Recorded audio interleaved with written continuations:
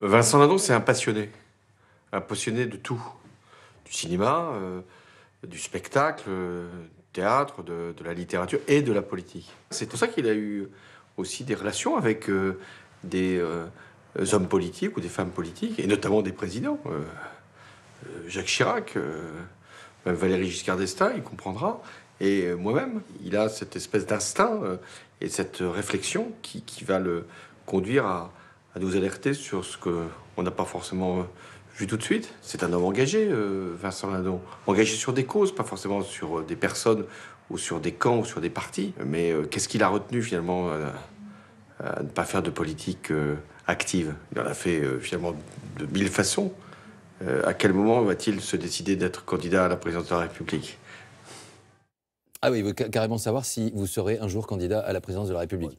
Je vais faire les réponses des hommes politiques. Oui. Vous ne croyez tout de même pas, monsieur Delahousse, que je vais vous dire ça ce soir. Moi, ça me plairait bien que vous nous disiez, bon bah oui, je vais y aller.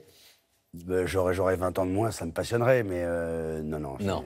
Non, enfin, je sais même pas comment. J'ai honte de répondre à cette question, tellement je me vois à la télévision voir quelqu'un comme moi qui répond ça. Qui envisage je me moque de lui. Oui, qu'il ose répondre même, je me moquerais de lui. Lui, en revanche, François Hollande, vous avez l'occasion de parler avec lui parfois. Est-ce que l'idée que c'est derrière lui, cette vie politique, selon vous, qu'il connaissait un peu, c'est définitif? Je sais pas. Vous lui pas posé la question? Non, j'oserais pas lui poser la question. Non, ce qui m'impressionne énormément, c'est comment on gère, quand on a été tout en haut, Oui. comment on gère l'après. Ça doit être incroyable, parce que c'est pas seulement le pouvoir, c'est l'adrénaline. Moi, j'aime pas que le pouvoir, quand on est une vedette de cinéma, c'est l'adrénaline, c'est tout ce qu'il y a autour, c'est tous les petits signaux, les petits signes qu'on a toute la journée qui vous rappellent que ça se passe bien, qu'en ce moment c'est bien, là ça va moins bien. Là, il y a moins de signes parce qu'il y a moins de téléphones, il y a un grand vide. Et je suis toujours très admiratif des gens qui ont le sang-froid de gérer ce grand vide. Mais il fait d'autres choses, il va sûrement s'occuper d'associations et essayer d'aider les gens qui sont dans le pays par un moyen ou un autre. Il va essayer d'utiliser son nom pour faire avancer les choses, j'imagine. Autre rendez-vous ce soir, cette playlist, on a l'habitude de revenir sur des musiques qui ont été un petit peu finalement faire partie de votre bande originale de votre vie. Regardez un petit peu défiler tout cela. Il y a quoi? Michel Polnareff, Souvenir d'enfance, avec la poupée qui fait non.